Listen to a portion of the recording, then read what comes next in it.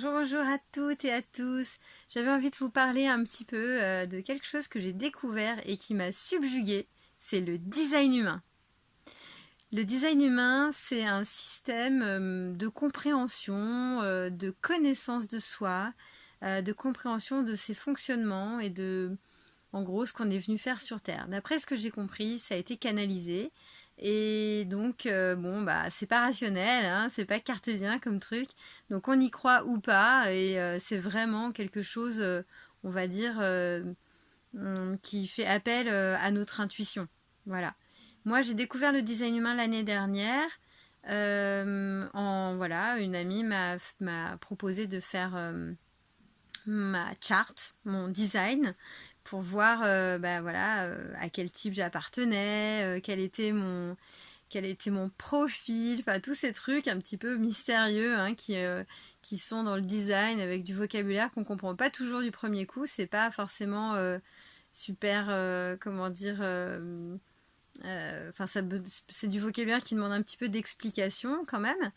Et donc le design va s'attacher, enfin va utiliser la date de naissance, le lieu de naissance, l'heure de naissance pour déterminer le design, la charte quoi. Et bon, pour ceux qui s'y intéresseraient, hein, vous tapez designhumain.eu ou designhumain.fr. Enfin voilà, vous avez des informations hein, et puis il y a plusieurs chaînes qui en parlent. Moi, je suis pas formée en design humain, donc je vais absolument pas pouvoir vous en parler d'une façon précise. La seule chose dont je vais pouvoir vous parler, c'est de ma charte, de mon design. Et ça m'a beaucoup intéressée et j'ai senti que ça résonnait pour moi et que ça avait du sens en fait voilà, de voir en fait comment fonctionnait mon design pour pouvoir bah, m'en servir en fait, tout simplement. Alors, pour ceux qui connaissent le design humain, vous allez comprendre assez rapidement quand je vais vous dire qu'en fait, je suis réflecteur. Alors, je pourrais même dire, en poussant plus loin, je suis réflecteur 3-5. Pour ceux qui connaissent pas le design, là, ça y est, je les ai perdus. En tout cas, je suis réflecteur. Ça, c'est comme un miroir. Le réflecteur, c'est comme une boule à facettes qui va refléter autour de lui en fait tout ce qu'il est, tout ce avec quoi il est en contact. Donc son environnement, les gens qu'il fréquente, même les objets, les vibrations qui sont là. Et parfois c'est même les choses qui sont les moins visibles à l'œil nu. Ou qui sont les moins en surface, hein, les choses qui sont un peu cachées, que le réflecteur va refléter.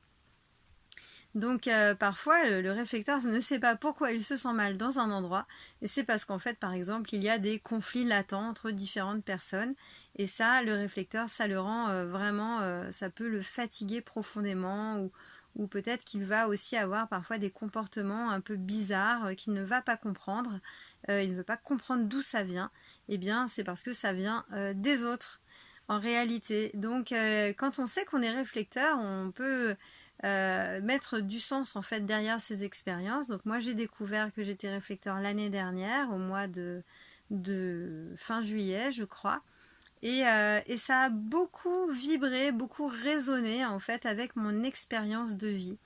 Donc j'en ai pas fait toute une affaire, hein, c'est-à-dire que j'ai fait faire ma charte, j'ai posé des questions, j'ai un petit peu écouté quelques vidéos. Il se trouve qu'il n'y a pas beaucoup de réflecteurs qui partagent sur ce sujet. J'avoue que ça me manque hein, parce que aujourd'hui je n'ai pas la certitude de connaître un réflecteur autour de moi, comme je connais pas forcément la date et l'heure précise de naissance de tout le monde.